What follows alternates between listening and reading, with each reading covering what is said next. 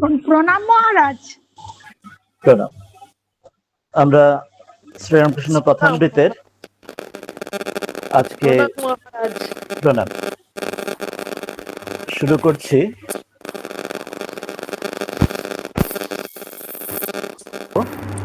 প্রণাম মহারাজ।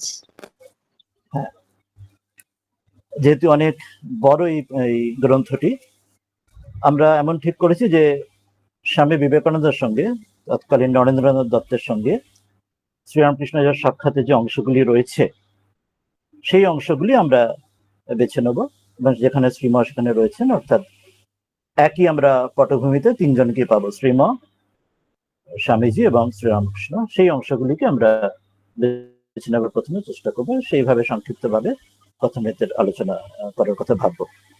প্রথমে আমরা কথামৃতের যে প্রণাম মন্ত্র সেটিতে আমরা আগে চলে আসবো, তারপরে আমরা এক এক করে শুরু করব।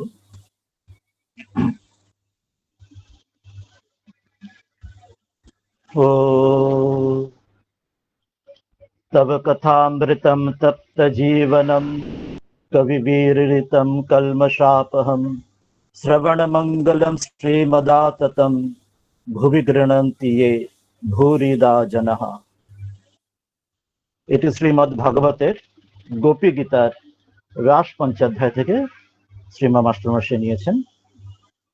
সেখানে গোপীরা শ্রীকৃষ্ণকে সেখানে রাসমণ্ডলে আমরা জানি যে বলছেন যে তার কথামৃত, ভগবানের যে কথা, যে অমৃত, যেমন সমুদ্র মন্থনে যে অমৃত বলে সেটি পান করলে মানুষ অমৃত হয়, কিন্তু এখানে শুধু পান নয়, এখানে শ্রবণ করলে সেই জন্য কথারূপ অমৃত। পান করারও প্রয়োজন হয় না, শুধুমাত্র শ্রবণ, যেটি বেদান্তের আমাদের সাধনা চতুষ্টয়ের পরে যে সাধনের মধ্যে শ্রবণ মনোনিধিধ্যাসন বলা হয়েছে, সেই প্রথম শ্রবণ, সেটির জন্য বলছেন সেটি শ্রবণটি আমাদের যে অমৃত রূপে, আমাদের আমরা যে অমৃতের পুত্র, অমৃত সন্তান, শ্রীমন্ত বিশ্ব অমৃতস্য পুত্রাহ, সেটি আমাদের সেই স্বরূপের বোধ করাবে। কাদেরকে সেটা বোধ করাবেন বলছেন না, তপ্ত জীবন, যারা আমরা সংসারের মধ্যে ত্রিতাপে জড়িত, আধ্যাত্মিক তাপ, আদিদৈবিক তাপ, আদিভৌতিক তাপ। আধ্যাত্মিক অর্থাৎ নিজ নিজ কর্মজনিত রোগ ব্যাধি ইত্যাদি, আদি ভৌতিক অর্থাৎ নানা ভূতগণ অর্থাৎ জীবগণ, অন্যান্য প্রাণীগণ দ্বারা যা কিছু আমাদের, অন্যান্য সে ব্যক্তি হতে পারে, অন্যান্য পশু পাখিও হতে পারে, তার দ্বারা যা কিছু আমাদের বিপদ আপদ ইত্যাদি।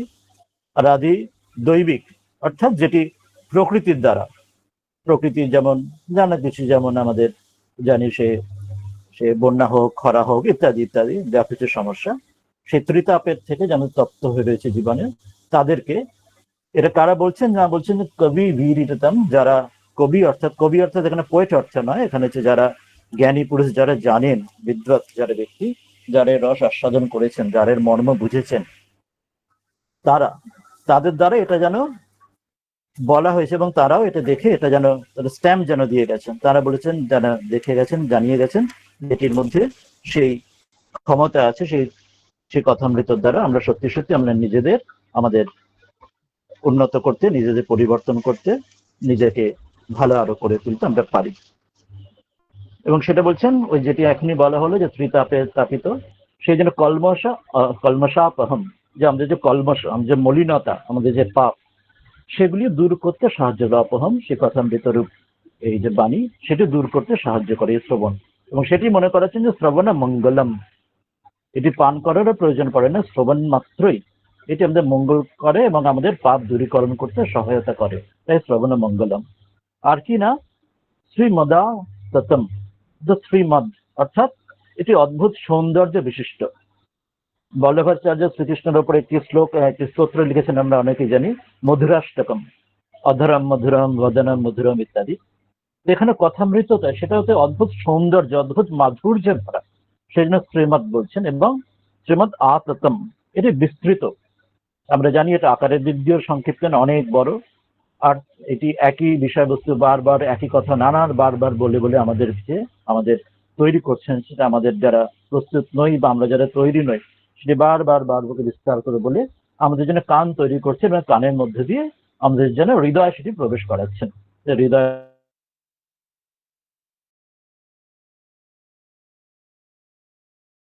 বলছেন না, গৃণন্তি ইয়ে ভূরিদা জনাহ, কারা এটি ঠিক ঠিক রস আস্বাদন করতে পারে? কারণ তপ্ত জীবনন্ত ত্রিতাপে মানুষ মাত্রই, জীব মাত্রই ত্রিতাপে জড়িত। কলমশ আপহম তো সকল জীবের মধ্যেই সেই পাপ রয়েছে। আর কবিবীরম তো যে জ্ঞানী তারা বলেছেন, তাহলে সাধারণ মানুষ যে সকলের শ্রবণ মঙ্গলম, সকলের শ্রীমদ আততম সকলের হবে কি? কথামৃতেই আছে যে দেখছি ঠাকুর বলছেন যে কেউ আসছে, তো কেউ ঠাকুরের কাছে কথা শুনছে, কেউ বলছে যে আমি গিয়ে নৌকা গিয়ে বসি, বা আমি বিল্ডিং দেখে আসি ইত্যাদি। সকলের কিন্তু সেই রুচি যাচ্ছে না। তাহলে কাদের রুচি জাগবে?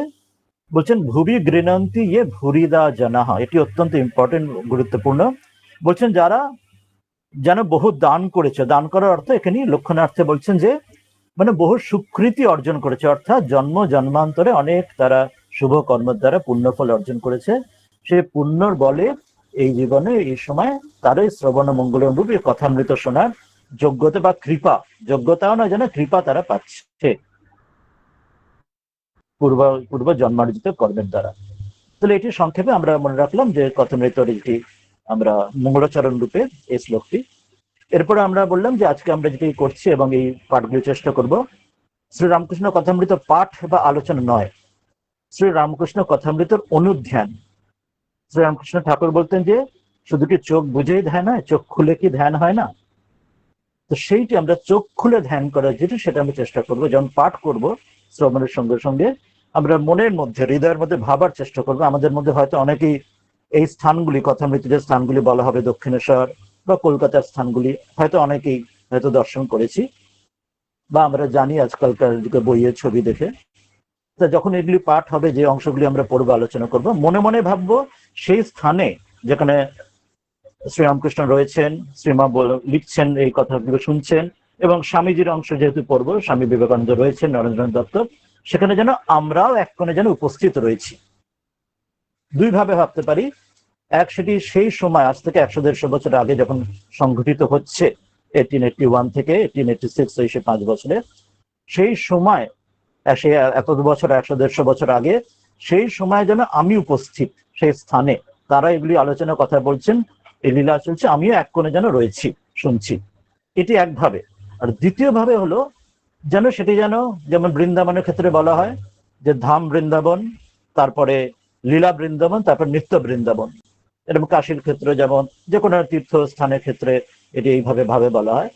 তো দক্ষিণেশ্বর যে মহাতীর্থ যে স্থান, সেখানেও যেন নিত্য দক্ষিণেশ্বর, বা সেই স্থানে যেখানে ঠাকুর এবং স্বামীজি শ্রীমতার কথামৃতকার রয়েছেন, সেখানে যেন সেই নিত্য লীলা স্থান রয়েছে আমাদের ইষ্ট, বা নিজ নিজ যার মহাপুরুষ বা অবতারের নিত্য লীলা স্থল। ফলে আজকের দিনও, বর্তমানেও আমরা যেখানে এটি পাঠ বা আলোচনা করছি, ঠিক যেমন শ্রীরামচরিত মানুষ বা রাম নামের ইত্যাদি সেখানে বলা আছে, যেখানে যেখানে শ্রী রামের নাম করা হয়, সেখানে সেখানে মহাবীর হনুমান যে স্বয়ং উপস্থিত থাকেন, তিনিও থাকেন। সেই ভাবে আজও শ্রীরামকৃষ্ণের সঙ্গে যেখানে রাম নাম যখন হয়, মহাবীরজির জন্য একটি আসন পাতা হয়, তার জন্য একটি রাম নামের বইও তার জন্য রেখে দেওয়া হয়।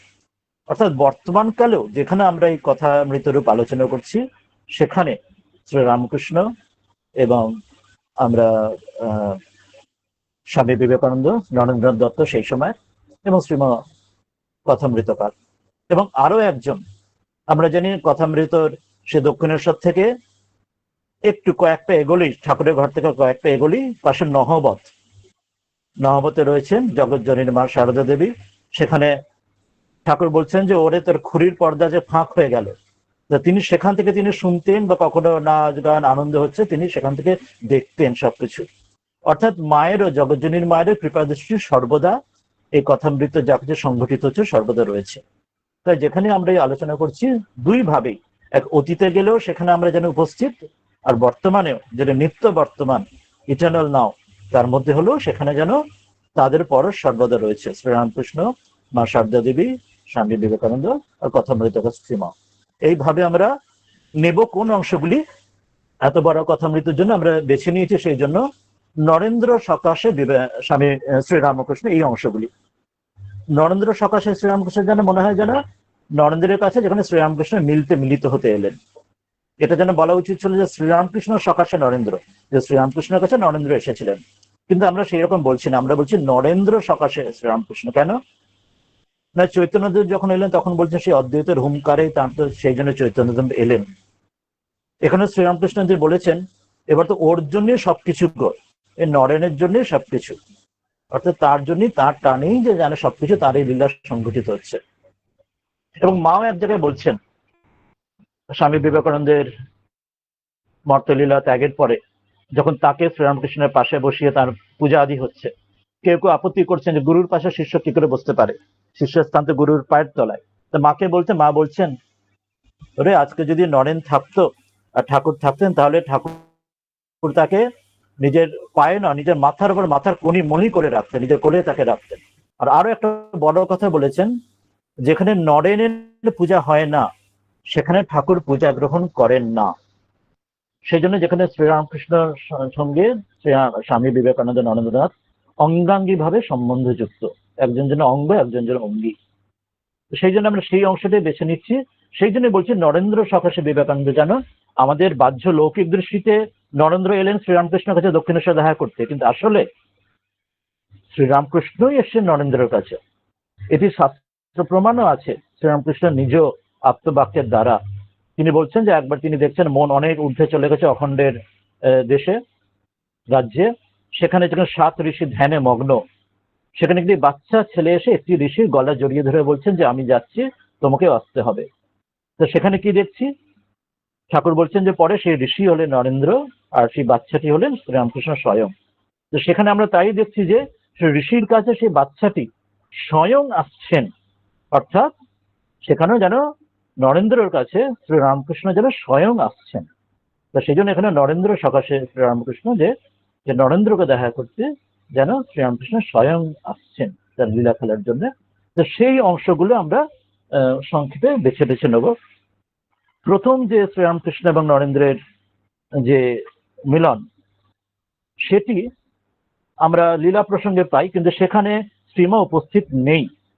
যেটা বলা হচ্ছে এক জায়গায় সেখানে তিনি ভজন করছেন, আমরা জানি মনোচল নিজ নিকটনে আর অন্যান্য ভজন, তার এক তার এই অন্য এক শিষ্য ভক্তের বাড়িতে। আর তারপরে একবার যেটি ঘটনা তিনি বলছেন যে শ্রীরামকৃষ্ণের কাছে আসছেন এবং তারা বিষয়ে তার কথা, তার অদ্ভুত লাগছে নরেন্দ্রের, যে এমন কি করে হয় এমন একটি মানুষ যখন প্রথম দর্শন করছেন, কিন্তু সেইগুলিতে শ্রীমা উপস্থিত নেই। আমরা তাহলে কোনটি নেব যেখানে শ্রীমা প্রথম উপস্থিত রয়েছেন, যেখানে নরেন্দ্র এবং স্বামী বিবেকানন্দ রয়েছেন, সেটি কোনটিতে আছে? সেটিতে রয়েছে 6ষ্ঠ পরিচ্ছেদ, যেটি কিনা শ্রীমঠ স্বামী নরেন্দ্র শ্রীরামকৃষ্ণকে দেখা করার যেটি তৃতীয় দর্শন। শ্রীমঠ যেটি তৃতীয় দর্শন করছেন, তার প্রথম দর্শন এবং দ্বিতীয় দর্শন যখন হয় শ্রীরামকৃষ্ণের সঙ্গে, তখন তিনি নরেন্দ্রনাথকে দেখেননি, জানেন না। কিন্তু যখন তৃতীয় দর্শন করছেন, যেটি 6ষ্ঠ পরিচ্ছেদের রয়েছে, 1882 সালের মার্চ মাস বলা রয়েছে, তাহলে কতগুলি বছর হাতে রইল। আমরা শ্রীমঠ থেকে আমরা জানি যে 1886 অগস্টে তিনি মর্তলীলা ত্যাগ করবেন শ্রীরামকৃষ্ণ। এই 4 বছরের সামান্য বেশি, 4.25 বছর মতো সময় আমরা পাচ্ছি। তো তার মধ্যে তার তৃতীয় দর্শন, সেইখানে প্রথম 3 জনকে একসঙ্গে পাচ্ছি, রামকৃষ্ণ, মাস্টারমশাই এবং রবীন্দ্রনাথ দত্ত। সূচনা করছেন কি দিয়ে তিনি, এটা খুব লক্ষণীয়, গীতার বচন দিয়ে, গীতার 6ষ্ঠ অধ্যায়ের 29 নম্বর শ্লোক দিয়ে বলছেন। তৃতীয় দর্শন শুরুতে বলছেন, সর্বভূতস্থমাত্মানম সর্বভূতানি চাত্মনি ঈক্ষতে যোগযুক্তাত্মা সর্বত্র সমদর্শনঃ। কি বললেন, যিনি বিপরীত ক্রমে যে সকল ভূতগণের মধ্যে আত্মাকে দেখেন, এবার আত্মার মধ্যে সকল ভূতগণ সকল জগৎকে দেখতে পারেন, সেই যে যোগযুক্ত যিনি রয়েছেন, এইভাবে দর্শন করেন, সর্বত্র সমদর্শন তিনি করেন, তার কথাটি কাকে লক্ষ্য করে বলা হচ্ছে আমরা দেখবো যখন শ্রীরামকৃষ্ণ এবং নরেন্দ্রনাথের কথাবার্তা দেখবো। এটি যেন পরস্পরের মধ্যে, যেন শ্রীরামকৃষ্ণ যেমন ওইভাবে দেখছেন নরেন্দ্র এবং তার মধ্যে দিয়ে, আর নরেন্দ্রনাথও যেন শ্রীরামকৃষ্ণের মধ্যে সেই বোধে দেখছেন। আমরা নরেন্দ্রনাথের প্রথম যে দর্শনের কথা, যেগুলি আমরা দক্ষিণেশ্বরে, যেটি এতে নেই, এই কথামৃতে নেই, কিন্তু লীলা প্রসঙ্গ উল্লেখ আছে, সেখানেও যদি দেখি, তার সঙ্গে মিলিয়ে যখন পড়তে পারবো তখন দেখবো এটি সত্য আরো বুঝতে পারবো। তো আমরা আজকে এই অংশটিতে আসি, যেখানে শ্রীমৎ স্বয়ং তার দৃষ্টিকোণ থেকে বলছেন। তিনি যেন একজন স্পেক্টেটর বা সাক্ষী বা দ্রষ্টরূপে তিনি এদের দুজনের লীলা দেখছেন, এবং সেটি তিনি যেন লীলাটি তিনি অনুধ্যান করছেন, লীলা চিন্তন করছেন, সেটি আমরা আজকে আমাদের যে চোখ খুলে ধ্যান করার মতো আমরা দেখব। প্রথমে বলছেন যে নরেন্দ্র, ভবনাথ মাস্টার ইত্যাদি রয়েছেন। মাস্টার তখন বরানগরে ভগ্নীর বাড়িতে ছিলেন। আমরা যদি কেউ জানি বর্তমান কলকাতার অবস্থান, বরানগর থেকে দক্ষিণেশ্বর আসার পথ সেই যুগে হলে, আজকের দিনে হলে তো কি হতো, বাসে বা গাড়িতে যেভাবে টোটো অটোতে আসবে, সেই যুগে অনেক হেঁটে আসতেন, কেউ ঘোড়ার গাড়িতে আসতেন, কেউ হতে পালকিতে আসতেন, আরো কেউ কেউ কখনো নৌকাতেও আসতেন বরানগরে কুটিঘাট থেকে দক্ষিণেশ্বর ঘাট অব্দি।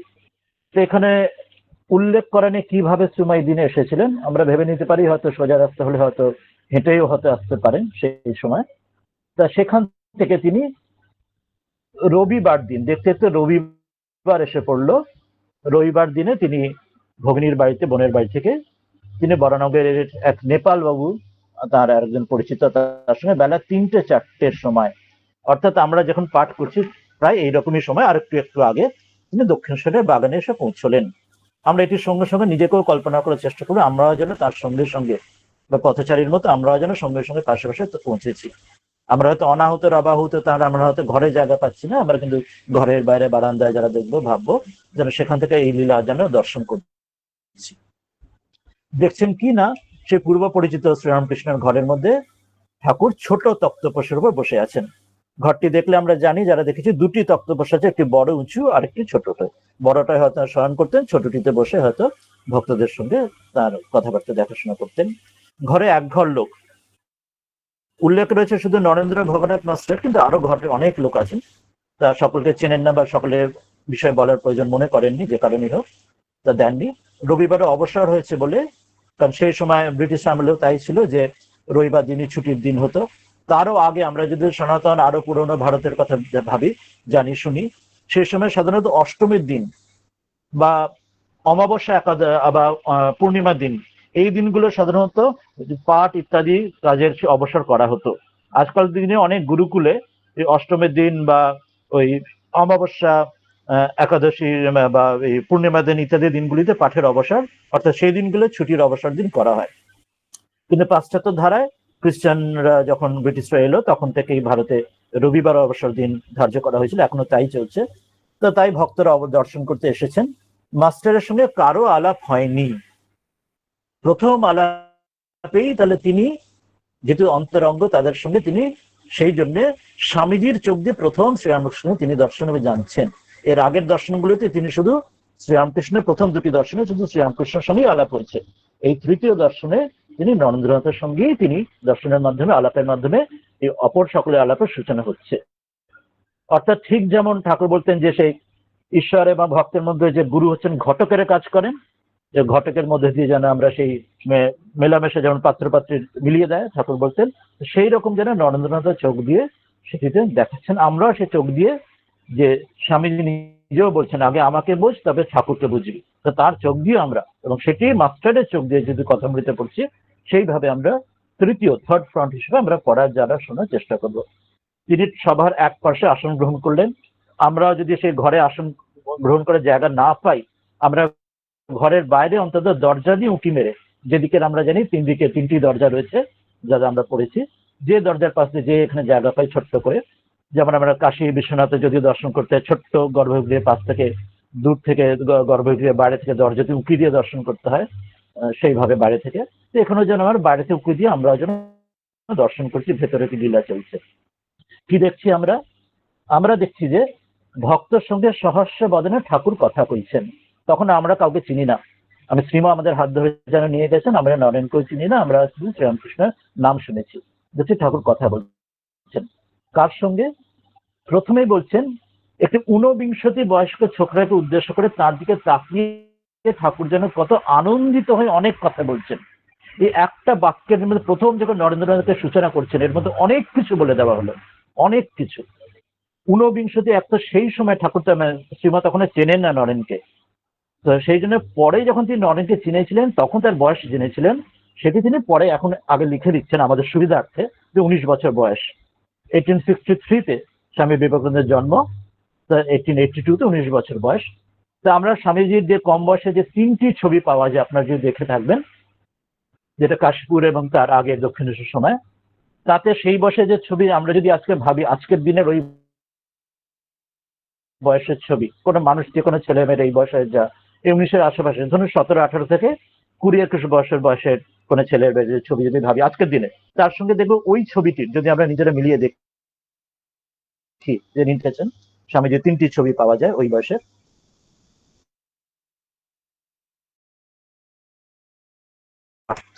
কিরকম পার্থক্য এখানে তিনি উল্লেখ করছেন যে ছেলেটির নাম নরেন্দ্র, কলেজে পড়েন, সাধারণ ব্রাহ্ম সমাজে যাতায়াত করেন, কথাগুলি তেজপূর্ণ, চক্ষু দুটি উজ্জ্বল, ভক্তের চেহারা। 3টি শব্দে তো অসাধারণ তিনি তার যে অবজারভেশন ক্ষমতা, তিনি সায়েন্টিস্ট যেমন অবজারভেশন করে, তিনি 3টি কথা বললেন। কথাগুলি তেজপুজ্জ্বল 2 নম্বর, ভক্তের চেহারা 3 নম্বর। প্রথম দর্শনে তিনি এই 3টে বুঝে নিচ্ছেন। আমরা দেখবো যখন নরেন্দ্রনাথে যখন শ্রীরামকৃষ্ণ যখন প্রথম দর্শন মানে দ্বিতীয় দর্শনে যখন দক্ষিণেশ্বর দর্শন হচ্ছে, যেটা লীলা প্রসঙ্গ উল্লেখ আছে, সেখানেও সেই দর্শনই নরেন্দ্রনাথ কিন্তু শ্রীরামকৃষ্ণের সম্বন্ধে যথাযথভাবে অনেক কিছু তিনি বলে দিচ্ছেন, উল্লেখ করছেন। এখানেও তাই নরেন্দ্রনাথ সম্বন্ধেও শ্রীমা মাস্টারমশাই যথাযথভাবে বলছেন তেজপূর্ণ, চক্ষুজ্জ্বল, ভক্তের চেহারা। আমরা যদি আজকের দিনে এমন 18, 19, 20, 21 বছর ছেলেদের ভাবি, জাস্ট মিলিয়ে দেখার চেষ্টা করি, আমরা এইভাবে ভাববো না তিনি প্রথমে যোগাচার্য, তিনি মহাপুরুষ, তাহলে তো অনেক দূরের মানুষ হয়ে গেলেন। তাকে আমরা ঘরের মানুষ, বন্ধুর মতো করে আমাদের ভাবার চেষ্টা করে, আমরা স্বামীজি হচ্ছেন ফ্রেন্ড অফ অল, সেইভাবে ভাবার করে চেষ্টা করব। সেই জন্য আমাদের একদম বন্ধুর মতো করে ভাবার চেষ্টা করবো। আজকের দিনে আমাদের বন্ধু বান্ধব ওই বয়সে কজনের ওই রকম ভক্তের এরকম উজ্জ্বল চক্ষু, ওই রকম তেজপূর্ণ কথা কতজন মানুষের মধ্যে আমরা দেখতে, জানতে, শুনতে আমরা পাই, তাহলে তার বৈশিষ্ট্য, তার বিশেষত্ব আমরা বুঝতে পারবো। এবার শ্রীরামকৃষ্ণের দিক থেকে যে বৈশিষ্ট্য এখানে বলছেন কি, ছোকরাকে উদ্দেশ্য করে তার দিকে তাকিয়ে ঠাকুর তাঁরই দিকে তাকিয়ে 1 নম্বর, 2 নম্বর কত আনন্দিত হয় 2 নম্বর, এবং অনেক কথা বলছেন 3 নম্বর। এখানে 3টি শব্দ বললেন।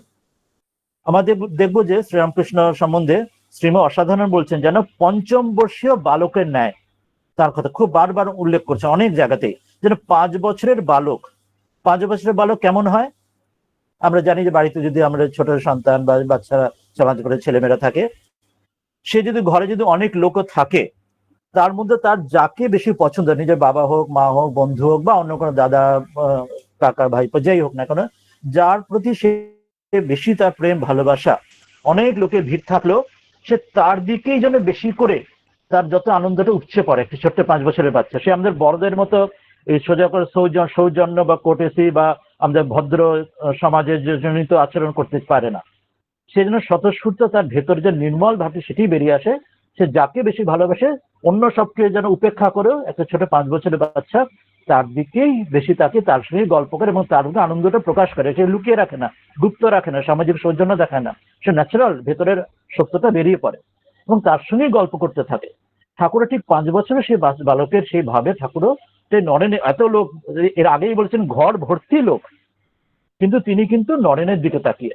ঠাকুর পরেও বলতে যে নরেন নরেন বলতে বলতে নরেন বলে তিনি সমাধি হয়ে যেত পরবর্তীকালে অনেক সময় ঠাকুরের, আমরা শুনেছি বইতে রয়েছে। দেখুন তার দিকেই তাকিয়ে সেই যে বললাম যে এবার নরেনের জন্য যে সবকিছু গো সেটাই, এবং কত আনন্দিত হয়, অর্থাৎ আপনার জন্য এসেছে, নিজের অন্তরঙ্গ, নিজের যে এক যার সাথে তিনি অভিন্ন, যে পরবর্তীকালে তিনি বলবেন যে তুই আর আমি কি আলাদা গা, যখন সে নরেন কালীকে মানবেন। তো সেই জন্য বলছেন এত আনন্দিত হয়, তিনি তার থেকে আলাদা নন এবং তার প্রতি অনেক কথা বলছেন। এবং কথাগুলি যখন পড়বো, শুনবো, দেখবো, এবং পরবর্তীকালেও যেখানে কথামৃতে যে নানা কথা বিষয় আসবে দেখবো, যখনই নরেন উপস্থিত রয়েছে ঠাকুরের কথার ভান্ডার যেন উপচে পড়ছে, তার যেন থামতে তিনি যেন আনন্দ উদ্বেলিত হয়ে পড়ছেন যে নরেনের জন্য সবকিছু। ওই জন্য তার যে খুব বিশেষ বৈশিষ্ট্যপূর্ণ কথা শিক্ষাগুলি, তার অনেকগুলোই কিন্তু নরেনের উপস্থিতিতেই হয়েছে। সে বিখ্যাত শিবজ্ঞানে জীব সেবার কথাটা তো আমরা জানিও, আর এখানেও এমন অনেক কিছু আমরা দেখবো যেটি আজকের যে কথাগুলো আমরা দেবো সেটাও তাই নরেনের উপস্থিতিতেই সেই কথাগুলো তিনি বলবেন। খুব বিখ্যাত যেগুলি কথা সেগুলি আমরা অনেকেই সেটা শুনেছি, জানিছি, সেটা এখান থেকে বলবেন। তো আমরা সেটা সেই বিচারটা এবার শুরু করি, যেটাই বলতে শুরু করবেন। আমি স্ক্রিনে এখন ওই কথামৃত্যুটা দিয়েছি, আমি জানি না আপনারা দেখতে পাচ্ছেন কিনা। সেটা কি আপনাদের স্ক্রিনে আসছে কি সেটি? হ্যাঁ মহারাজ, আসছে। আপনারা দেখতে পাচ্ছেন, ঠিক আছে। তা লেখা রয়েছে যে মাস্টার অনুমানে বুঝলেন যে কথাগুলো বিষয়োক্ত সংসারী ব্যক্তির সম্বন্ধে হচ্ছে, যারা একেবারে ঈশ্বর ঈশ্বর করে, ধর্ম ধর্ম করে, তাদের ওই সকল ব্যক্তিরা নিন্দা করে, সংসারে কত দুষ্ট লোক রয়েছে তাদের সঙ্গে কিরূপ ব্যবহার করবে, তো এইসব কথা চলছে। অর্থাৎ কথা আলোচনায় কি হচ্ছে না, বিষয়োক্ত শক্ত সংসারী ব্যক্তি। সংসারী ব্যক্তি মানে কারা? অর্থাৎ যারা গৃহস্থ আশ্রম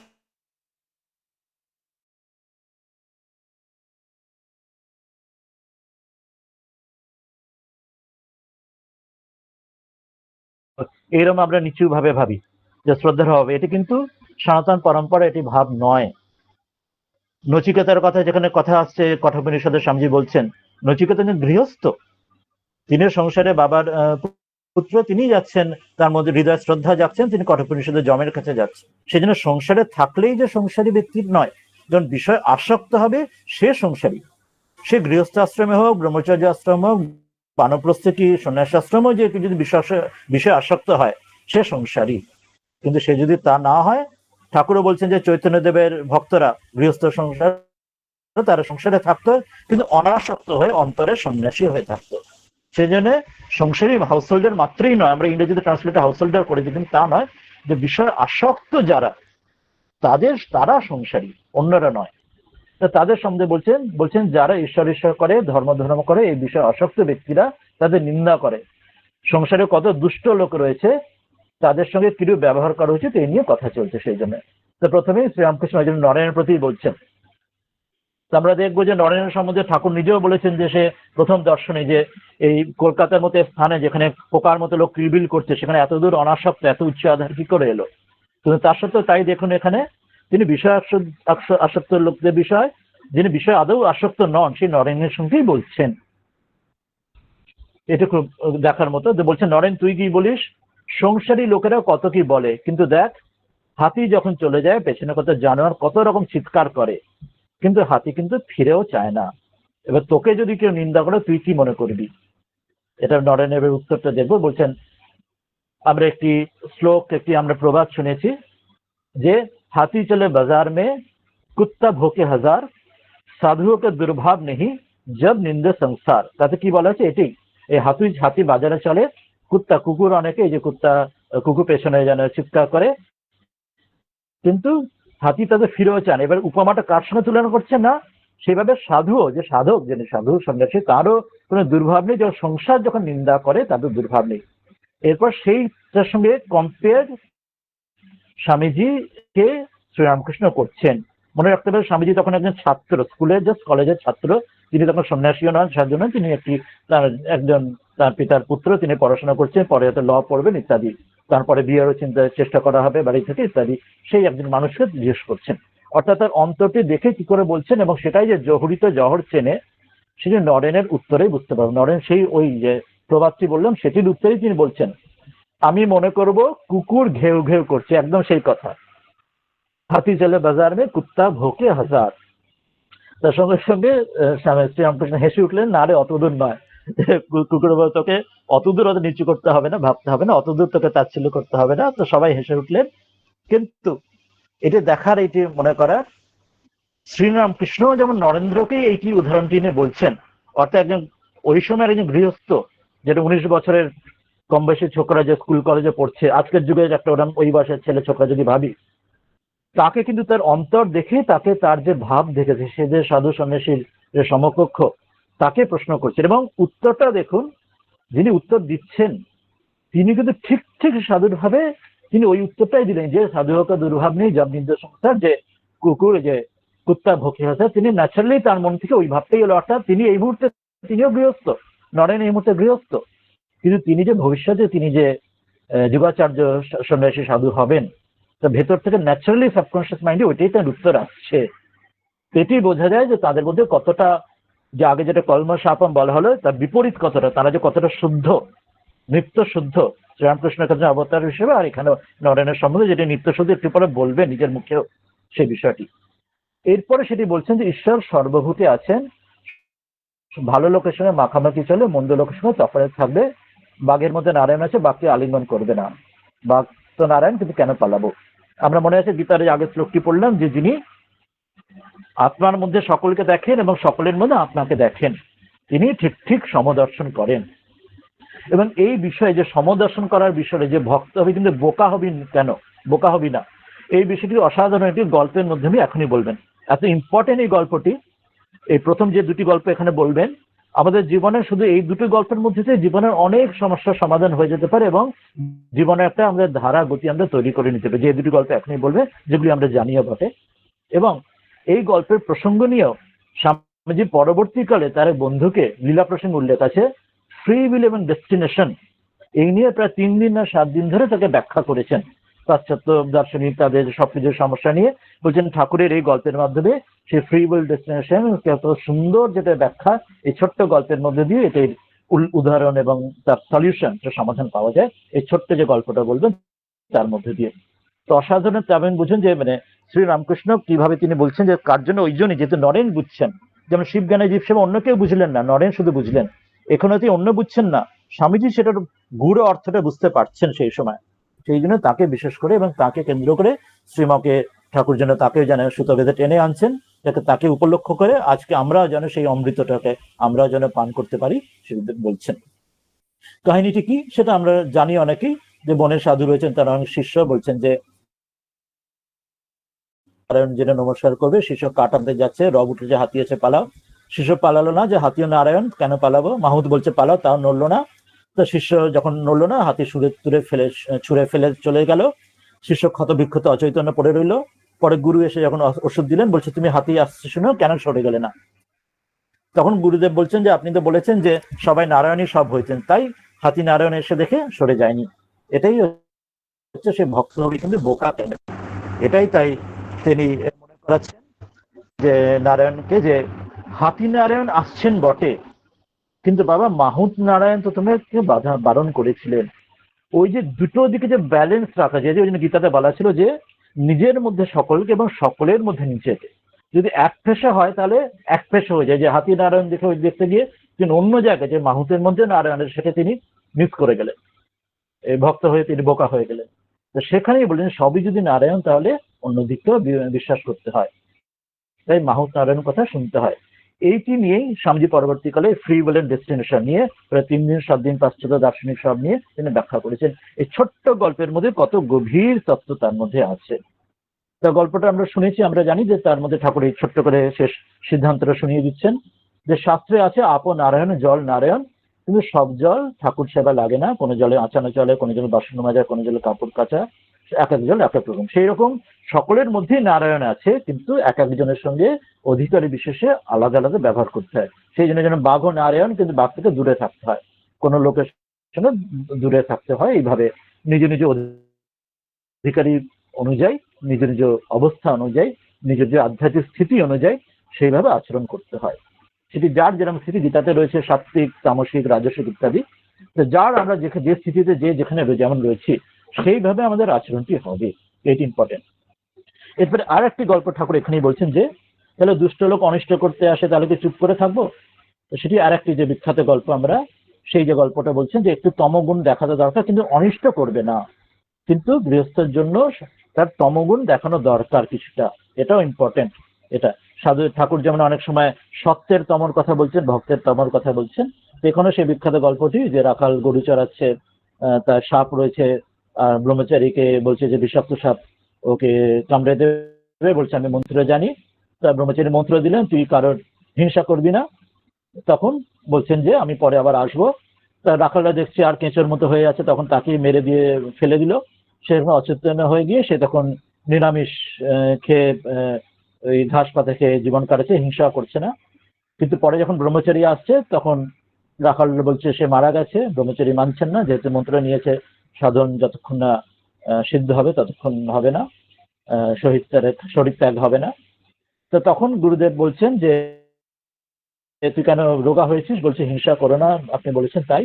তখন মনে পড়ছে যে না, শুধু গাছপাতা ফল খাই নয়, যে রাখালে মেরে ফেলার জোগাড় করেছিল। তখন তিনি আবার বলছেন তুই তো বড় বোকারে, যে তুই যে তোকে ওদের ইয়ে করতে বলেছি, তোদের ওই ফোঁস করতে বারণ করি, তাকে কামড়াতে বারণ করেছি, তাকে অনিষ্ট করতে বারণ করেছি, কিন্তু ফোঁস করে ভয় দেখাসনি কেন?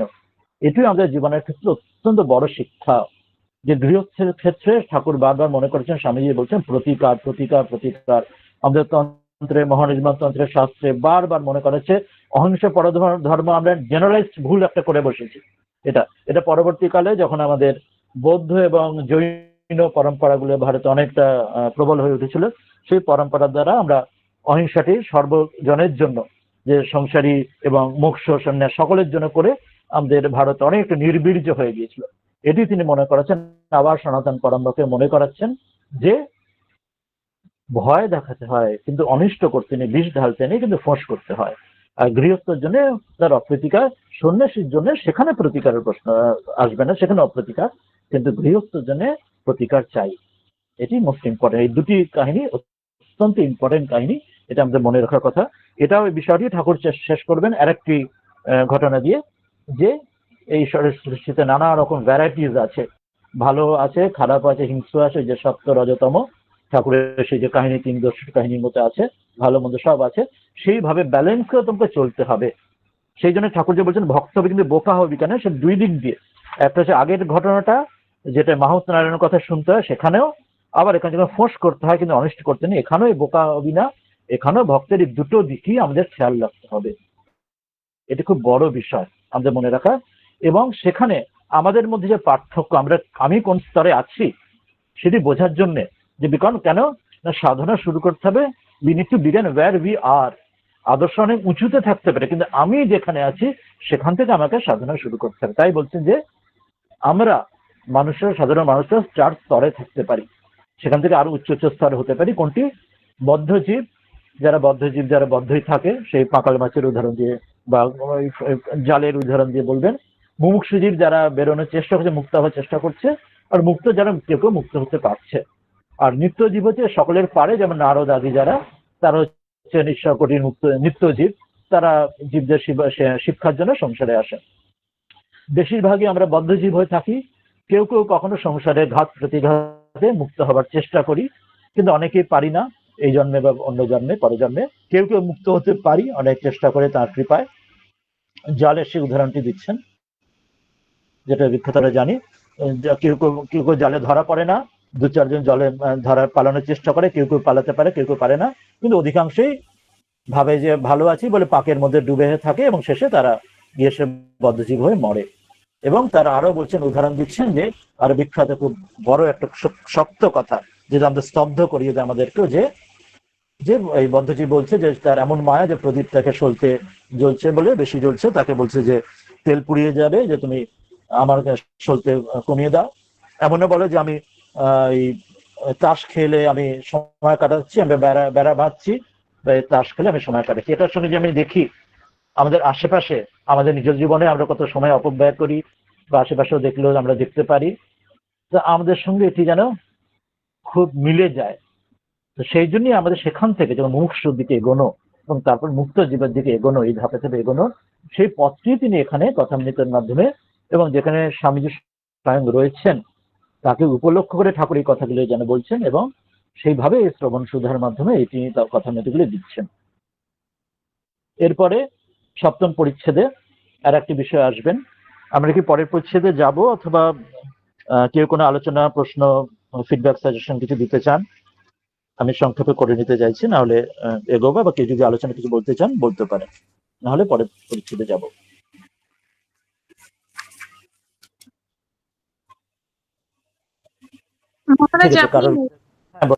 বলুন বলুন।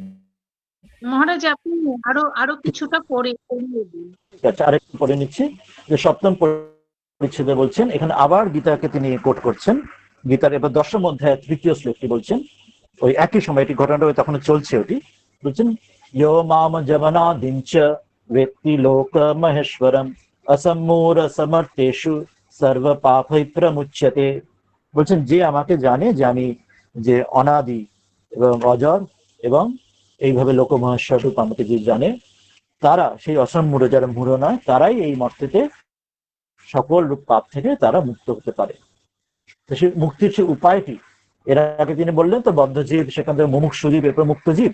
তো আমরা অধিকাংশ বদ্ধজীবের মধ্যে থাকলে সেখান থেকে মুমুক্ষু হওয়া এবং তারপরে মুক্তির পথে এগিয়ে যাওয়ার যে পথটি, সেটি বলছেন। একজন ভক্ত জিজ্ঞাসা করছেন যে সংসারী জীবের কি উপায় নেই কিনা। শ্রীরামকৃষ্ণ তখনই বলছেন উপায় আছে বই কি। কি কি বলছেন? 4টি উপায়ের কথা বলছেন। 1 নম্বর মাঝে মাঝে সাধু সঙ্গ, 2 নম্বর নির্জন বাস, 3 নম্বর বিচার, 4 নম্বর প্রার্থনা।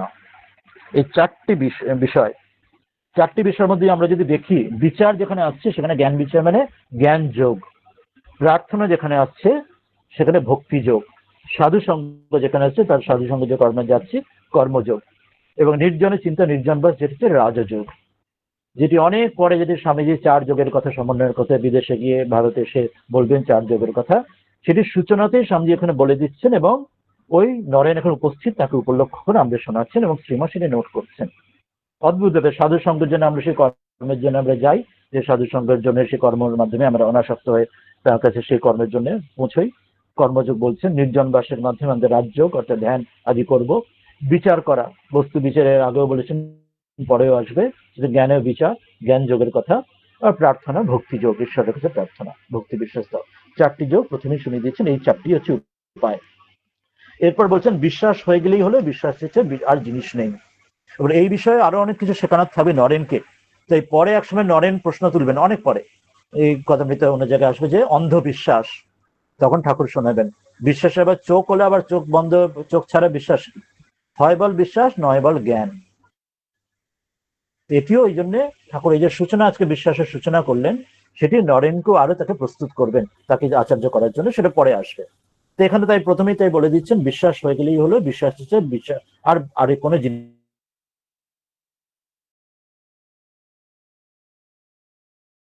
নেই। তো সেখানে কেদারকে এবার বলছেন যে বিশ্বাসের কথা, জোর কথা শুনেছো? এই উদাহরণ দিচ্ছেন পুরাণের কথা, সাক্ষাৎ পূর্ণ ব্রহ্ম নারায়ণ লঙ্কায় যেতে সেতু প্রাপ্ত হলো, হনুমান রাম নামে বিশ্বাস করে, এই বলে আমরা দেখবো যে যার যেটি ভাব তার দিকে সেই বিষয়ের কথাগুলি ঠাকুর বেশি বলছেন। কেদার তার বিশ্বাসের কথা, তার ভক্তির কথা ভাবে রয়েছেন, তাকে এই পুরাণের বা ইতিহাসের এই বা রামায়ণ মহাভারতের কাহিনী দিয়ে বলছেন। আর স্বামীজিকে স্বামীজির মতো করে তার কথাগুলো বেশি বলছেন। এখানে ওই জন্য কেদারের প্রতি তিনি মুখ ঘুরিয়ে তাকে বলছেন। এটি তা বলছেন যে ওই সেতু বাঁধতে হয়নি, হনুমানকে সেতু বাঁধতে হয়নি বিশ্বাসের জোরে, কিন্তু রামচন্দ্রকে সেতু বাঁধতে হলো। আরেকটি সেই পুরাণে সেই কাহিনী বলছেন, যেটি এই কেদারকে উপলক্ষ করে আমাদেরকে। আর স্বামীজির ক্ষেত্রে বেশিরভাগ ক্ষেত্রে তিনি উচ্চ অদ্বৈত ইত্যাদি সাধনা বা উচ্চ দিকেই বেশিরভাগ ক্ষেত্রে বলবেন, আমরা পরেও দেখবো, বা মাঝে মাঝে উন্নতিও থাকবে, কিন্তু আমরা একটা ধারা যেন এখানে পাচ্ছি প্রথম থেকে, যে তিনি নরেন একটি বিশেষ, তিনি অদ্বৈত সেইভাবে, যেটা ঠাকুরের দর্শনের সময় তাই ছিল, যে ঠাকুর অদ্বৈত রাজ্যের মধ্যে সেই সপ্ত ঋষির মধ্যে রয়েছেন, অন্যরা সবাই অনেক নিচে, দেব দেবতারা অনেক নিচে, সেখানে বলা হচ্ছে কেদারের যে অন্য ভক্তরা অনেক নিচে। তা বিভীষণ একটি পাতায় রাম নাম লিখে ওই পাতাটি লোকের কাপড়ে খুঁটে বেঁধে দিল, পার হবে সমুদ্র। তা বিশ্বাস করে চলে যাচ্ছে, যখন সে দেখলো যে কাপড়ের খুঁটে তার কি লেখা আছে, দেখলো রাম নাম, তখনই অবিশ্বাস রে, একটা শুধু রাম নাম, যে অবিশ্বাস তখনই ডুবে গেল। এই বিশ্বাস অবিশ্বাসের মধ্যে এই যে ফারাকটি, এই সামান্য যেন একটা যেন, সেখানেও যেন আমাদের উপনিষদ যেন বলা হয়েছে, ক্ষুরস্ব ধারা নিশিতা দূরত্বায় দুর্গম পথস্থাৎ কবয় বদন্তি, বিশ্বাস করে তুমি চলে যাও, এটি তুমি পার হয়ে যাবে। এটি বাস্তবিক যেটা হতে পারে, এই ঘটনাটা যেমন দেখলাম যে রাম নামে বিশ্বাস করেছিল, যে অবিশ্বাস হলে ডুবে গেল।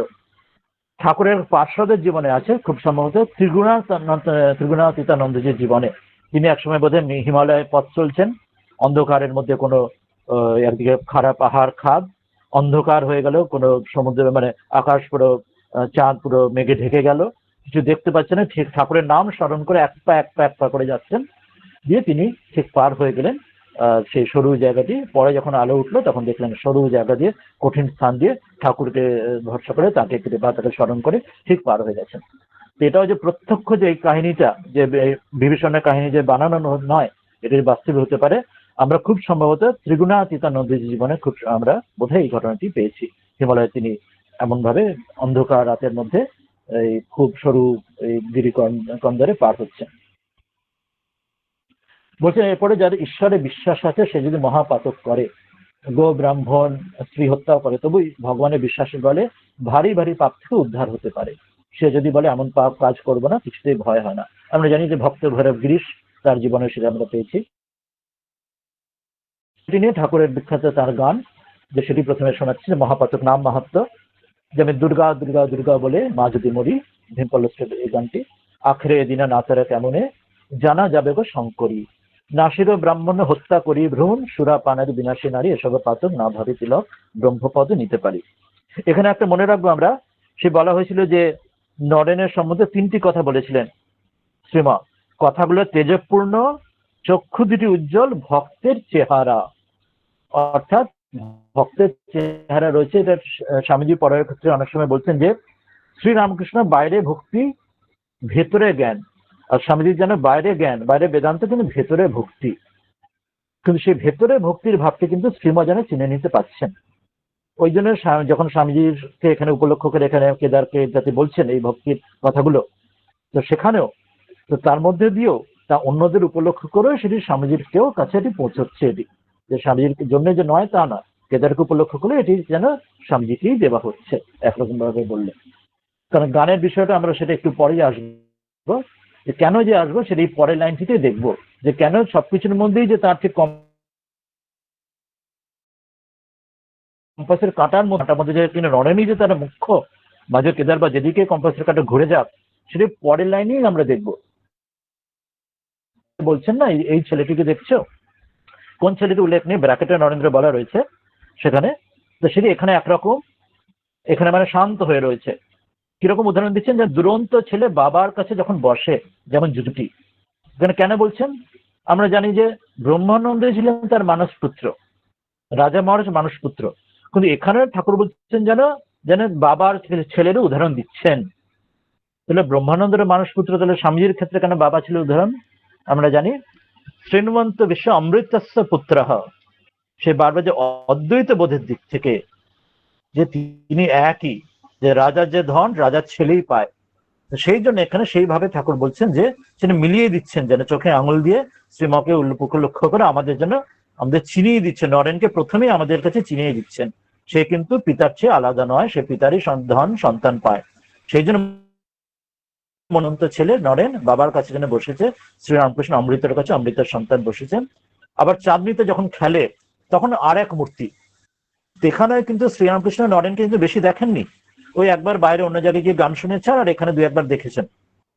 কিন্তু তিনি কিন্তু বাইরে যে চাঁদনিতে যখন খেলে সেই জায়গায় দেখেননি, কিন্তু তিনি সে বুঝে যাচ্ছেন সেই অন্তর্দৃষ্টির দ্বারা, যেহেতু বাপ নিজের ছেলেকে বোঝে।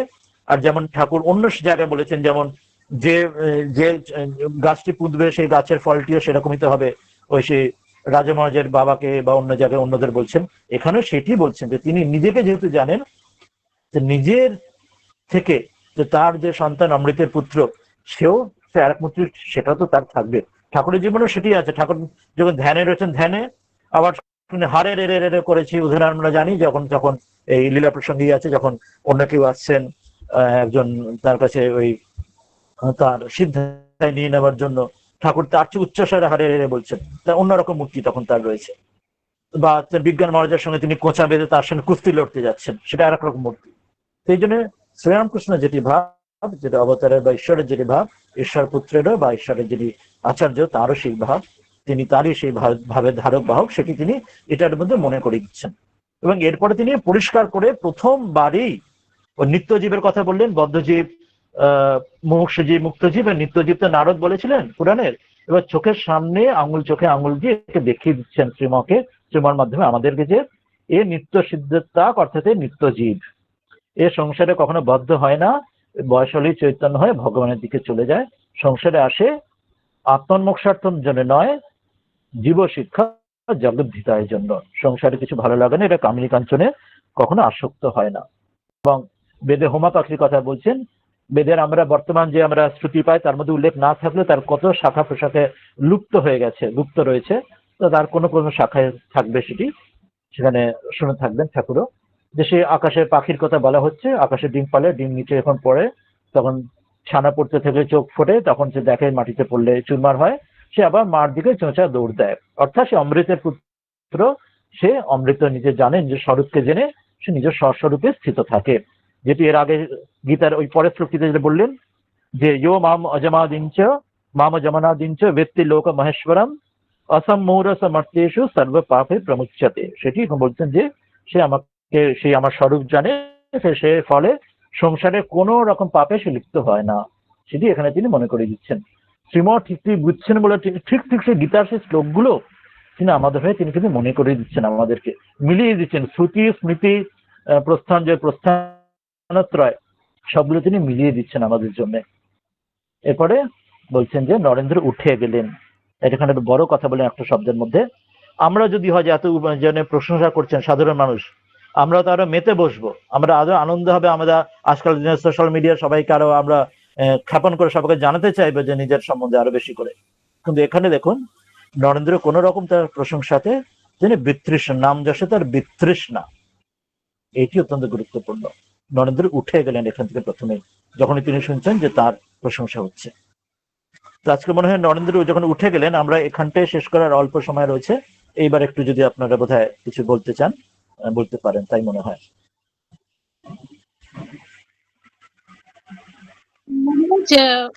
আপনি যেটা আজকে পড়ালেন সেইটা বাদে কি কথামৃত থেকে অন্য জায়গা থেকে কি কিছু জিজ্ঞেস করা যেতে পারে? করুন, কোন আলোচনা করা যেতে পারে, লীলা প্রসঙ্গ যেমন, আমরা আজকে না হলে পরের জন্য সেটা ব্যাখ্যায় আসবো। বলুন। ঠাকুরের এখানে একটা কথা আছে যে নিরাকারে একেবারে মন স্থির হয় না, প্রথম প্রথম সাকার তো বেশ, লম্বা লম্বা কথা বলতেই হবে,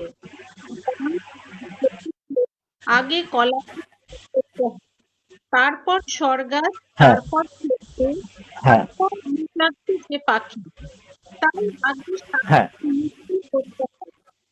প্রতিমা পূজাকে অস্থি, বেদান্তে বলে যেখানে অস্থি ভাতি প্রিয় সেখানেই তার প্রকাশ। মহারাজ এই জায়গাটা একটু মানে বুঝতে অসুবিধা হচ্ছে। অস্থি হ্যাঁ, ভাতি এটা আসতে পারি। আর ঠিক ঠিক আরেকজন কেউ হাত তুলেছেন, সেটা শুনেনি, তারপরে একসঙ্গে আসতে পারি। বলুন, আরেকজন কেউ হাত তুলেছেন বোধহয়, হ্যাঁ বলুন। মাইক্রোফোন হ্যাঁ, প্রণাম মহারাজ। অন করে বলতে পারেন। হ্যাঁ বলুন। হ্যাঁ, মহারাজজি, আমরা শুনেছি যে বলে যে যে যার ইষ্ট সে তার গুরু। হ্যাঁ, এবারে অনেক মহারাজজিদের কথাই শুনেছি, হ্যাঁ, যে আমাদের যে শ্রীরামকৃষ্ণ সংঘে, হ্যাঁ, গুরুবাদে বিশ্বাস করা হয়, গুরু তত্ত্বে বিশ্বাস করা হয় না, গুরু তত্ত্বে বিশ্বাস করা হয়। যেমন শ্রী রামকৃষ্ণ দেবী হচ্ছেন আমাদের গুরু, আবার শ্রী রামকৃষ্ণ দেবী আমাদের ইষ্ট। এই গুরুবাদ এবং গুরুতত্ত্বের ভেদটা কোথায়? খুব সংক্ষেপে, অল্প সময় খুব সংক্ষেপে দুটো বলে নেবো, পরের দিনে আবার আলোচনা আসতে পারি। ওই যেটা নিরাকার থেকে সাকার থেকে নিরাকার, সেটি হচ্ছে ঠিক যেমন একটা ছোট, আমরা যখন যখন ছোটবেলায় পড়াশোনা শিখেছি বা এবিসিডি শিখেছি, আমাদের কি করে শেখা হয়েছিল? ওই হাতে ধরে ধরে ধরে ধরে হাত বুলিয়ে বুলিয়ে বা অক্ষরের উপর বুলিয়ে বুলিয়ে পড়তে শেখানো হয়েছিল, লিখতে শেখানো। তারপরে আমরা সাবলীল ভাবে লিখতে শিখলাম, বা পড়তে যখন শিখি প্রথমে একটা একটা অক্ষর ধরে ধরে, পরে একটা শব্দ ধরে ধরে, আরো ভালো পড়তে পড়তে আমরা যেমন একটা সেন্টেন্স পড়তে পারি। স্বামীজির মতো তিনি এক একটা প্যারাগ্রাফ, একটা পেজ একসঙ্গে পড়তে পারেন। অর্থাৎ ধাপে ধাপে যখন আমরা এগোবো, স্টেজ বাই স্টেজ এগোই। বা অঙ্ক শেখার সময় যেমন ছোটবেলায় নামতা পড়ছি, পরে সেটাই আমরা অ্যারিথমেটিক, পরে অ্যালজেব্রা, সেটাই ক্যালকুলাসে ধাপে ধাপে উপরে উঠি। তো সেখানেও সাকার যেহেতু আমাদের মনগুলি, আমরা যদি সবসময় নাম রূপের মধ্যে আছি, আমরা জগতে সবসময় আমরা যার সঙ্গে আইডেন্টিফাই করি, প্রত্যেক রূপ এবং সেই অনুযায়ী নাম দিই। একটা জাস্ট খুব গ্রস উদাহরণ দিলে দেখি, আমাদের সামনে একটা সামনে টেবিল রয়েছে, চেয়ার রয়েছে, তাই তো? ধরুন কাঠের টেবিল, কাঠের চেয়ার রয়েছে। তো আমরা টেবিলটাকে তার যে রূপ এবং তার যে ইউটিলিটি, সেই জন্য তাকে টেবিল বলছি। আর চেয়ারটাকে তার যে রূপ, তার চেয়ার এবং তার ইউটিলিটি, তাকে চেয়ার বলছি। দুটোই কিন্তু একই কাঠের তৈরি। আমাদের চোখে তার রূপ আলাদা, তার ইউটিলিটি, তার প্রয়োজন আলাদা, সেজন্য নাম পাল্টে যাচ্ছে। কিন্তু একটা উই পোকা যে কাঠ খায় ধরুন, তার চোখে কি এটা টেবিল বা এটা চেয়ার? কারণ তার কোনো টেবিল চেয়ারের ইউটিলিটি তার কাছে নেই, সে টেবিল নিয়ে পড়াশোনা করবেন, লাগবে না। তার চোখে যেন দুটো আলাদা রূপের ভেদ নেই, সেজন্য তার চোখে দুটো আলাদা নামেরও ভেদ নেই, তার চোখে সেটা একই কাঠ। সেই রকম ভাবে যে আমরা যেহেতু নাম রূপের মধ্যে আমরা আবদ্ধ রয়েছি, সেই জন্য আমাদের এগোতে গেলে সাকার দিয়ে ধরে ধরে এগোতে হবে, ফর্ম দিয়ে এগোতে হবে, ফর্ম দিয়ে ফর্মলেসে যেতে হবে, সাকার ধরে ধরে নিরাকারে যেতে হবে। তো সেই জন্য ওই যেটা বলা হচ্ছে আগে, আমরা যেমন ওই যেটা ঠাকুর এই তীর ধনুকে যেটা শেখানোর যে উদাহরণ দিয়েছেন, ছোট বাচ্চা বা আমরা যদি শিখি, যদি তীর ধনুক তীরন্দাজকে শিখতে চাই, প্রথমে কি আমরা একদম সেই তীরধনুকে ওই তীরন্দাজের একদম যে সেন্টারে কি আমরা বিততে পারবো অলিম্পিকে যেমন বেঁধে? আমাদের করতে হবে আমরা প্রথমে অনেক ভুলভাল অনেক কিছু চড়া জায়গায় আমরা শেষ করবো, করতে করতে প্র্যাকটিস করতে করতে যেন অর্জুন শেষে পাখির চোখ দেখতে শুরু পারলেন, ওইভাবে হবে। সেই জন্য গ্রস থেকে সাটেলে যেতে হয়, সেই জন্য সাকার থেকে নিরাকারে যেতে হয়। এটি ঠাকুর এই অন্য জায়গায় যেটা প্রসঙ্গ আপনি বললেন সাকার থেকে নিরাকারে যাওয়া, সেটি ঠাকুর বলেছেন। সেখানে অভেদানন্দজিকেও বলেছেন এক জায়গায় তার সাধনের সময় যে আগে আমাদের ঈশ্বরের নানা হস্তরূপ নানা মূর্তি দর্শন হয়, অষ্টভুজা বা দশভুজা বা চতুর্ভুজা দ্বিভুজা, তারপরে সে আর রূপ দর্শন হয় না, তখন শুধু জ্যোতি দর্শন, এরপরে তিনি সাকার থেকে নিরাকারে চলে যান, এরপরে তার রূপ দর্শন হবে না, এরকম বলছেন সাধনের সময়। তো সেই জন্য এটাই ধাপে ধাপে এগোনো। যারা এটি অ্যাভয়েড করে ডাইরেক্ট নিরাকারে যেতে চায়, তারা যদি অত উচ্চস্থল না হয়, উচ্চ আধার না হয়, তারা তাতে পদে পদে অনেক ভালোর সঙ্গে অনেক গন্ডগোল ভুল করে যায়। সেটা যদি জগতে আমরা দেখি নানা সম্প্রদায়ের ক্ষেত্রে, তো সেটা আমরা প্রত্যক্ষ উদাহরণ আমরা দেখতেও পারবো দেশে বিদেশে প্রতিবেশীতে সরাসরি নিরাকারকে ধরতে গিয়ে কি সমস্যাগুলো করে ফেলেন অনেক জায়গাতেই, আমরা অনেক উদাহরণ সবাই জানেন, আমরা দেখি। তো এইটি একটা। আর দ্বিতীয় যেটা সংক্ষেপে বলে নিই, সময় শেষ হয়ে গেলে বলে, এই গুরুবাদ এবং গুরুতত্ত্ব খুব মূল তত্ত্বে দিয়ে যদি যাই, ঠাকুর যেমন পরে বলছেন একসময় মনই গুরু হয়, আলটিমেটলি সবকিছু একই জায়গায় মিলে যায়। ওই জন্য যিনি ইষ্ট আর গুরু বাস্তবিক আলাদা নন, মানে দুটো দুই দিক থেকে অ্যাপ্রোচ হচ্ছে। যে এখানে যেমন বলা হচ্ছে, আপনি যেটা বললেন যে শ্রীরামকৃষ্ণের সঙ্গে যেন বেশি করে শ্রীরামকৃষ্ণ যাদের ইষ্ট, এক তো যেটা কার কৃষ্ট সেটি প্রকটভাবে না বলা ভালো। হয়তো আমরা ধরে নিতে পারি শ্রীরামকৃষ্ণের সঙ্গে সবাই হয়তো তারই হয়তো ইষ্ট হবে, তাই হয়তো ইষ্টমন্ত্র পেয়েছেন, কিন্তু তাহলে এটি বলা হয় যে যত গুপ্ত তত পোক্ত, যত ব্যক্ত তত ত্যক্ত। তো সেই জন্য যারই যা ইষ্ট হোক, হয়তো শ্রীরামকৃষ্ণ ইষ্ট অথবা তার গুরু অন্য ইষ্টকে দিয়ে থাকুন, যাকে দিয়ে থাকুন না কেন, তা যাই হোক, সেই ইষ্টকেই আমরা ধরে নিই, সেইভাবে নিই যে তিনি গুরু, এবং বর্তমান অন্যান্য যে গুরু যার থেকে আমরা দীক্ষা গ্রহণ করছি তিনি তারই এক মূলরূপ মাধ্যম, সেই মাধ্যমেই আসছেন। আর অন্য ক্ষেত্রে যেটা আপনি বলছেন যেটা অন্যান্য জায়গায়, সেটা কিন্তু আসলে আলাদা নয়, সেখানেও ওটাই হচ্ছে, সেখানে যে গুরু যাকে তাকেই ধরে নেওয়া হচ্ছে যে ইষ্টই আমার গুরুরূপে আমার সামনে এসেছেন, সেখানেও ওইটাই একই ভাব নেওয়া হচ্ছে যে ইষ্ট স্বয়ং গুরুরূপে। অন্যান্য আপনি যেটা সম্প্রদায় পরম্পরার কথা তুললেন যেটি, সেখানে ওইভাবে নেওয়া হচ্ছে ইষ্ট স্বয়ং গুরুরূপে এসেছেন আমার কাছে। ফলে ইষ্ট এবং গুরুতে আসল যে মূল তথ্য হলো ইষ্ট এবং গুরুতে ভেদ নেই, এইটা আসল। ভাইসি ভার্সা, আমরা যেমন ম্যাথামেটিক্সে বলি vice versa, A is equal B মানে হচ্ছে B is equal to A. সেই জন্য কোনো কোনো ক্ষেত্রে হতে পারে আমাদের সঙ্গে হয়তো ইষ্ট এবং গুরু ইজ ইকুয়াল টু, তার মধ্যে আমরা ইষ্ট দিকটা আমরা বেশি আমরা ওখানে জোর দিচ্ছি, শ্রীরামকৃষ্ণ বা যার ইষ্ট ক্ষেত্রে সেখানে আমরা গুরুর জোরটা বেশি দিচ্ছি। আর অন্যান্য কোনো পরম্পরায় হয়তো তারা তাদের যে গুরু বর্তমান যে গুরু তাদের রয়েছেন তিনি ইষ্ট, কিন্তু সেখানে গুরুর জোরটা তারা এই দিকটা জোর দিচ্ছে। মানে আমরা হয়তো এ ইজ ইকুয়াল টু বি বলছি, তারা হয়তো বি ইজ ইকুয়াল টু এ বলছে। তত্ত্বের দিক থেকে কিন্তু দুটো আলাদা নয়, একই। এটা দুটো মিলিয়ে নিলে, যে দুটো প্রশ্ন আগের জন্য করলেন, দুটো মিলিয়ে নিয়ে এভাবে বলবো যে যিনি পরব্রহ্ম, যিনি নিরাকার নির্গুণ, যিনি পরব্রহ্ম, তিনি যেহেতু নিরাকার নির্গুণকে আমাদের মন দিয়ে আমরা মন বুদ্ধি কায় মনোবাক্যে সকলে অগোচর, যেটা খণ্ডন ভবতে আমরা গাই, যেটা সকল মন বুদ্ধি সকলে অগোচর, তো তিনি আমাদের কৃপা করার জন্য, যে অগোচরকে আমরা ধরতে পারবো না, কৃপা করার জন্য সেই নিরাকার নির্গুণই নিরাকার সগুণ প্রথমে হন। নিরাকার সগুণ যখন হলেন তিনি গুণমণ্ডিত হলেন, ঐশ্বর্যময়ী হলেন, তখন তাকে পাচ্ছি, কিন্তু তখনও তিনি নিরাকার, তখনই নিরাকার, অর্থাৎ তাকে ধ্যান লব্ধ হতে, ধ্যানে তাকে পাচ্ছি হয়তো, তখন তিনি সাকার হচ্ছেন। আর সাকার রূপে সে যে যার, শ্রীরামকৃষ্ণ হোক বা অন্যান্য দেব দেবী, শিব, কালী, নারায়ণ, দুর্গা, যার যেটি পছন্দ ইষ্ট হবেন, সেই রূপে তিনি সাকার সগুণ হচ্ছেন। এবার সাকার সগুণ হলেও সেই জায়গায় আমরা পৌঁছতে পারছি না, মানে আমরা ওই অধিকারী নই যে তাকে ধ্যানের মধ্যে ধ্যান লইতে পারছি না। তিনি তখন আরো প্রকট হয়ে, আরো গ্রস হয়ে তিনি গুরুরূপে আমার সামনে আসছেন। ওই জন্য একই তত্ত্ব, বাস্তবিক কোথাও কোনো ভেদ নেই।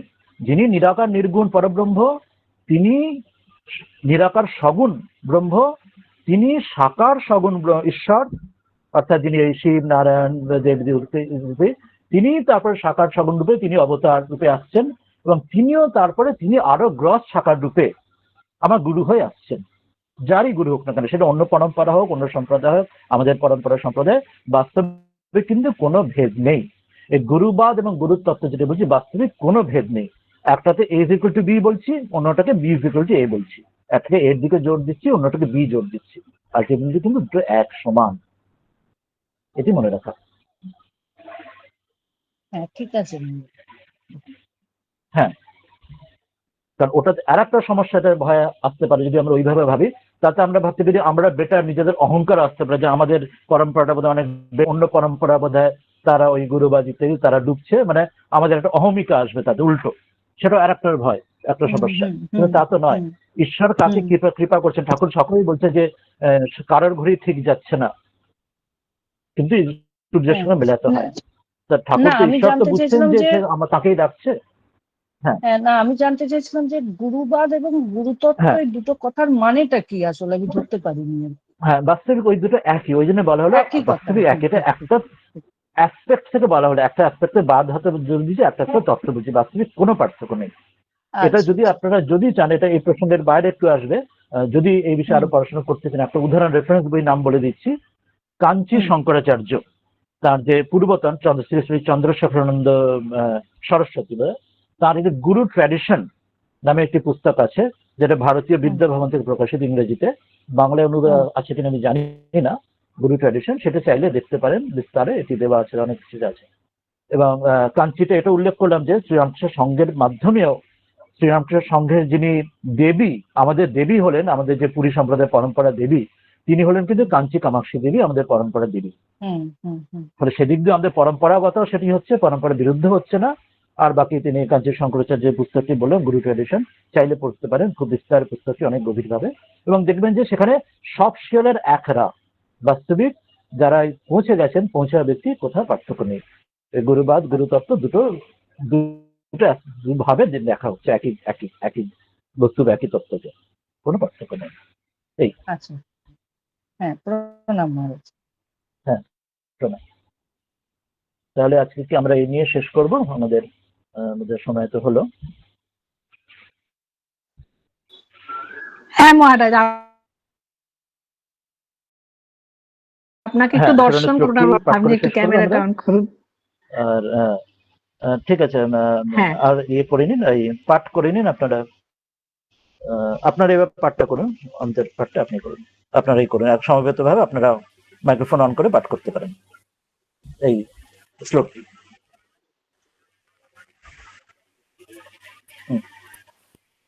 আপনারা পাঠ করতে পারেন, নিজে নিজে মাইক্রোফোন অন করতে পারেন, চাইলে একসঙ্গে পাঠ করতে পারেন।